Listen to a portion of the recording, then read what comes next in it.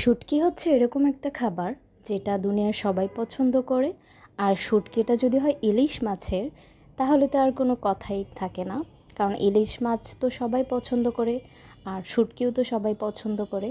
তা আজকে আপনাদের সাথে আমি একটা ইলিশ মাছের শুটকির বড়া কিংবা ভর্তা ভাজি যাই বলেন সেটা শেয়ার করব। শুটকি লাভার যারা আছেন তাদের কাছে তো এটা খুবই পছন্দ হবে।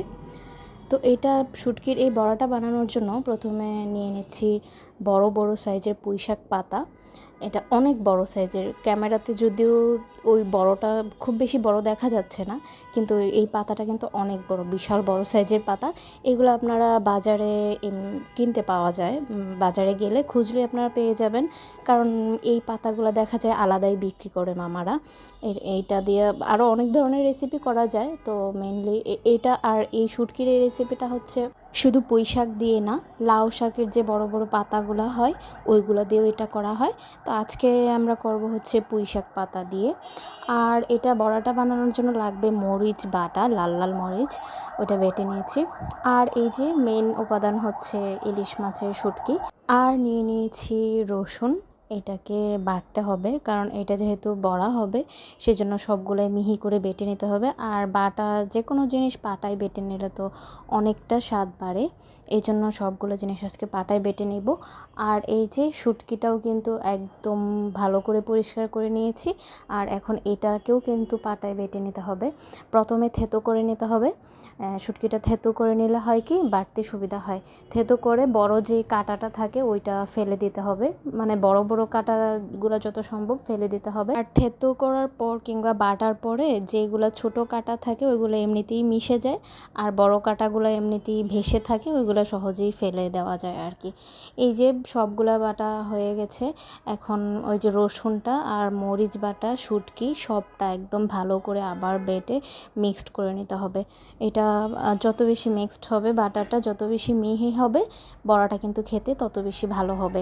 এই বড়াটা কিন্তু আরেকটা প্রসেসে বানানো যায়।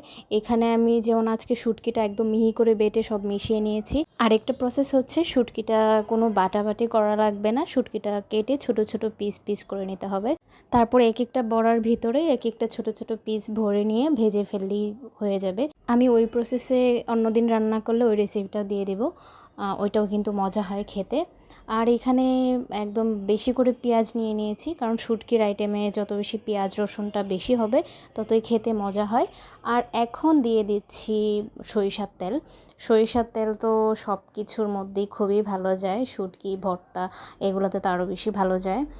আর এখন হচ্ছে এই যে পাতাটার মধ্যে আমি বড়াটা দিয়ে দিব, ভেতরে এই ভর্তাটা রেখে পাতাটা সাইজ মতো ভাঁজ করে নেব যাতে বের হয়ে না যায়। বের হয়ে গেলে কিন্তু ভাজার সময় পুড়ে যাবে, এই জন্য একদম চতুর্পাশ দিয়ে ভালো করে মুড়ে নিতে হবে।